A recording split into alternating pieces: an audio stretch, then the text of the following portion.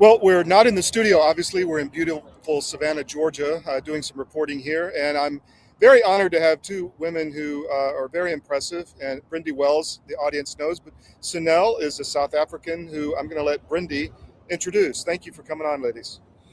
Thank you so much, Todd. Let me introduce Sonell. Sonell is a South African-born native who came into America applying for asylum in May 2022. And that is the reason why we are talking to you in the advent when President Trump signed the Executive Order 14204 to grant South Africans, the minority South African group who's currently being targeted, to flee to America for asylum. But the problem is that that executive order is not retroactive.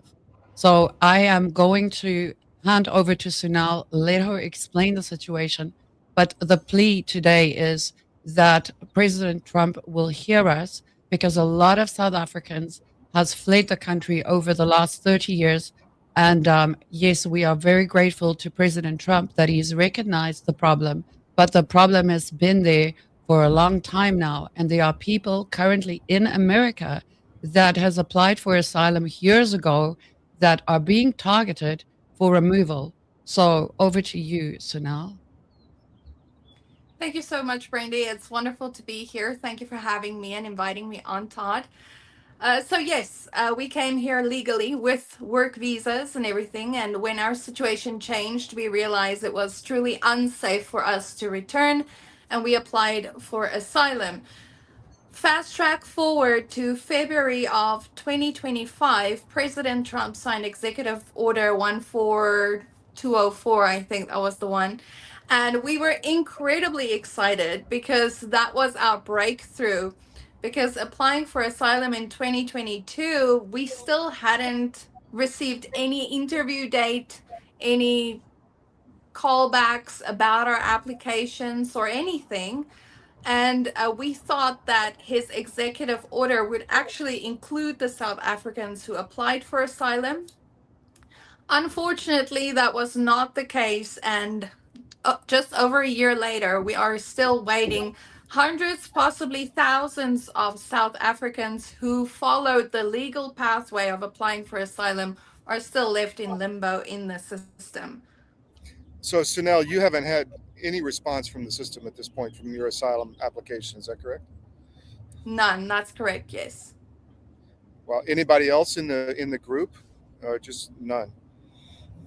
We have had some of them who've gone for interviews.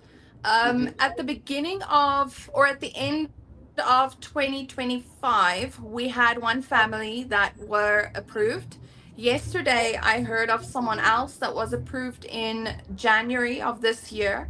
Hmm. But those who applied before the executive order have not been invited for interviews, or if they haven't received any adjudication of it yet either. Those who applied after the executive order was signed have been approved, but ever since then or before that, no one heard anything back yet. Sonell, See, I Brendi, remember. welcome. Yeah, sorry. Can Go I ahead. just quickly pivot the Yeah, question? yeah. Yeah. So now, when we were having a discussion in the group about 2 weeks ago, um, quite a few of the people in the group actually indicated to me that there are removal proceedings in place already. Can you just tell us Yes. more about that? Some of them are facing removal proceedings. I am unsure of the details of their situations. So what happens is if you land with a USCIS officer who does not think that your fear is credible, they refer you to the court, and then the court ultimately decides whether you stay or go. But some of them have been put into removal proceedings. So, Brendi, I saw this morning that he's upping the number per year from 7,500 to 10,000 South Africans a year to come in. But you have tried to get in touch with certain areas of the administration with no success. Am I correct? Totally correct. I have tried pretty much every avenue you remember how desperate I sounded when I contacted you eventually. Hmm. I have spoken to quite a few lawyers, immigration lawyers, high-level immigration lawyers who they are all gung ho for a while, and then it just get a like little note that says, "Oh, it's actually not my area of expertise." I'm also aware of a South African that didn't go through the process of the immigration or the intake in South Africa. He just flew here on a visitor's visa, and or I don't know actually what visa he came in on. And when he landed, applied for asylum, and they actually arrested him. And as far as I know, he's still in jail. That was Wow. reported by Colonel Chris Wyatt. Yeah. So it's a very interesting situation because we now know that President Trump recognizes the threat and that it is real, contrary to mainstream media who's trying to pretend that this is not happening. And you and I have spoken over the last how many years where we have documented the murders, the targeting, the absolute chaos that our people are experiencing. And if you look at the South Africans coming in, because I know immigration is a big deal, but none of them are dependent on welfare. I mean, obviously they're just asking for a hand up, not a handout. But pretty much everybody that has managed to make it through the process has become self-sufficient, and our cultures are so aligned. We are just so grateful to be in America that Hmm. we just want to be a part of it. And the problem is that President Trump recognizes the threat. He has upped the numbers to that extent, but there are people in America that has built lives. I know personally of two or three of them that actually started a farm. They are already supplying food to their communities, and they are facing removal procedures. I have those documents with me that I can forward on to you. And that is my concern, is that President Trump knows this is a problem. He has recognized the threat, and we are not asking for anything. We're just asking that the executive order can go retroactive and Right. include the people that applied for asylum prior to the actual signing of the executive order. My sense Yes. is, I mean, we're seeing this in a lot of areas in the government where there are people inside the government who have a different agenda than the president. And my sense is this is what you're dealing with is a bureaucracy that doesn't want this to happen, even though the president says he does. So, what are your next steps, Sonell? Any legal strategy that you have? Currently, I personally don't have a legal strategy. I've really Hmm. just been out there on social media trying to get the attention of the right people in the high up positions like President Trump, Hmm. like the Vice President, like Marco Rubio, the press secretary. I've really been working at getting their attention, and some of it has helped, but we have heard no response yet at all. Your government doesn't care about you. That's why you need a medical emergency kit. It contains life-saving medications like ivermectin, Z-Pak, and antibiotics. Stock them before they block them. This is a special report. Knowing how to invest your money is harder than ever before. Dealing with stock market volatility, record debt, and terrorist attacks requires new thinking. At U.S. Asset Management, we can help you see the world more clearly so that you can move beyond the chaos and invest with confidence. Call us, visit us online, or drop by our office. U.S. Asset Management, helping you make better decisions with your money. Tell us about your farm. You have a farm, correct?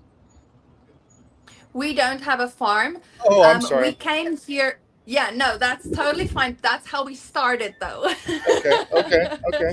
We I came had that here wrong. working on a farm.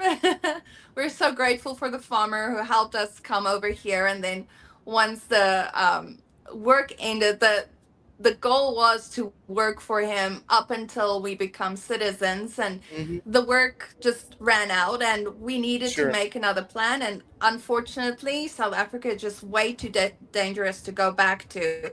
So we applied for asylum. But my husband actually works as a cook at our local Oh, hospital, And I have been a para educator to a student who has learning challenges, who is hard and deaf and hard of hearing. And he's actually graduating now after he's made a ton of progress. But I will be starting out as a CNA next month at our local nursing home.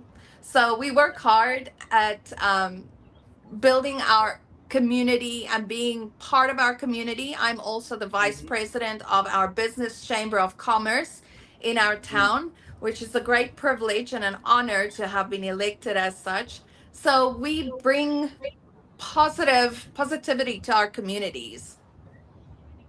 Brendi, what are you hearing on the ground in South Africa against the white population? Are you hearing any more bad things going on? Absolutely. As a matter of fact, just this morning, I was in touch with people in Nailstrom, which is a town in South Africa, who has just suffered a vicious home invasion. They beat the wife to a pulp. She's in hospital.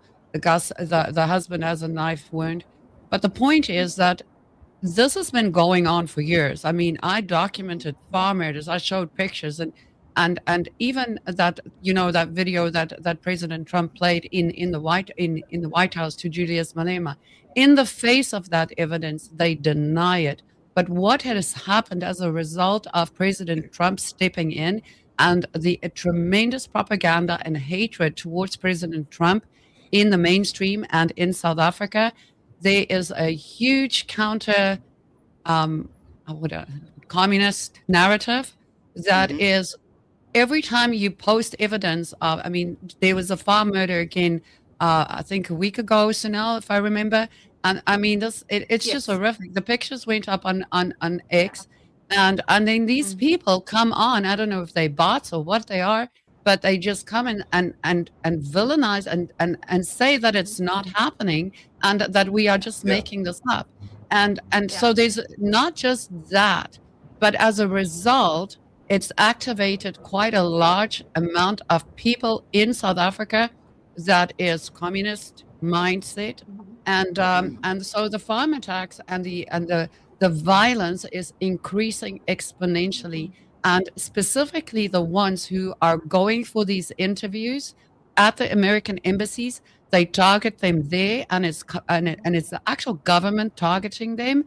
About two months ago, the officials working for the American embassy that were processing the applications literally had to flee because the border control of South Africa entered the premises and started heckling the people that were waiting in queue to be interviewed, and just calling them cowards and idiots, and they must just run away. And after all these years where they've been telling us, go back to Europe, you don't belong in Africa, now that we're trying to get out, they don't want us to leave because the South African white minority, yes, we're a minority, but we pay the most. We pay 80% of the taxes. So they don't want to let go of the cash cow, but they want to kill us. So it's the weirdest dichotomy I've ever seen in my life. Yeah. It's very And not similar in just other that. Christian countries. Yeah, go ahead, Sonell. Yeah.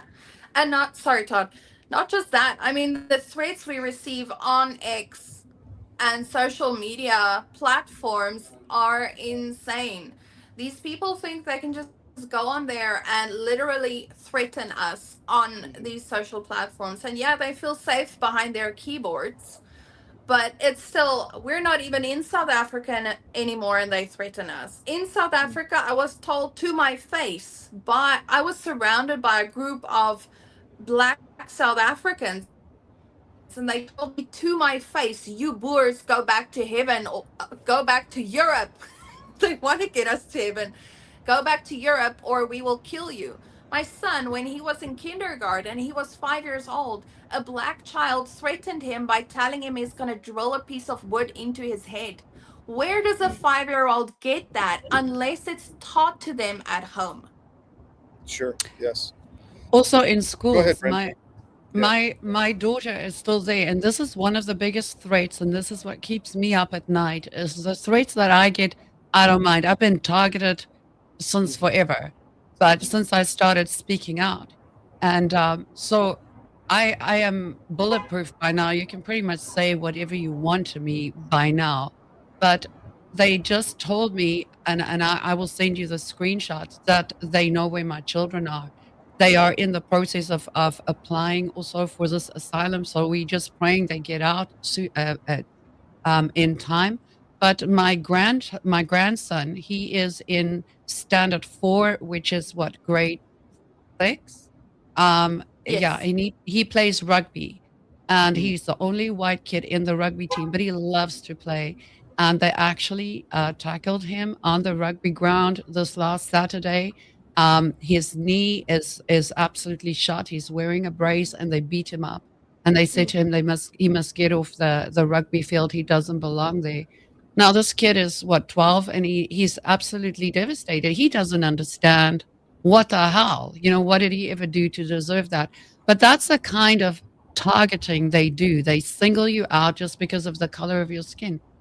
If that's not racism, I don't know what is, Yeah. So what else do people need to know, Brendi and Sonell? Anything? Well, just we need a lawyer, an immigration lawyer. I have reached out to quite a few high level ones that, like I said, they are all in, they are ready to go, and then something happens. Todd, I don't know if they're targeting them or if they're threatening them or what is happening. But our plea is, please, we are desperately seeking somebody that can just help us through this loophole, because that's what it is. It's a loophole. The threat is real. The president has acknowledged the threat is real. He signed an executive order. It's real. But there's just these limbo people, and there's a loophole, and we just want that loophole closed. We're not asking for handouts. We're just asking, give us a chance and let us help you fight. We've already been through a communist takeover. We know what you are facing in America right now. Let us be your allies, because we know we've survived. We've survived 30 years in a hellhole being targeted. And it's only through the power of our Lord and Savior Jesus Christ that we have made it this far. So we're just asking for this loophole to be closed. And anybody out there that has the ear, that has some advice, please reach out to us. We just want to get this done. Thank you. Yes. That's probably why they don't want you here, Brendi, because you're affected. Absolutely. Go ahead, Sonell. Go ahead. Yeah, Sonell. I want to reiterate that we do not need what they are giving the refugees. We are rooted in our communities. We have jobs, we have insurance, we have everything that we need. We have homes, we have everything. All we need is, we are petitioning to the president to please include us in his executive order, by saying that those who came here legally from South Africa, who check all the requirements, are included and are granted asylum. One more thing, sorry, Sure. just to add to go ahead. that, is there's quite a few of these South African asylum seekers that has had their work permits revoked. So they are here, they are so scared to be sent back because they have nowhere to go, and they will be murdered if they go back, because there's a target on every single South African that has gone to America, because now you're evil, you're MAGA, and you're a Trump fanatic. You know the drill. But these people have had their work permits revoked, and that is the worst thing that can happen, because how can you survive if you cannot provide for your family? And that's all we ask. We just want an opportunity to work. Let us work. We don't need handouts. Let us just work. That's it. Yeah. Thank you very much. If there's any updates, please let us know. We will. Thank you so much, Todd. Okay. Thank Take you, care, Todd. guys. Thank you for having me. Bye, please.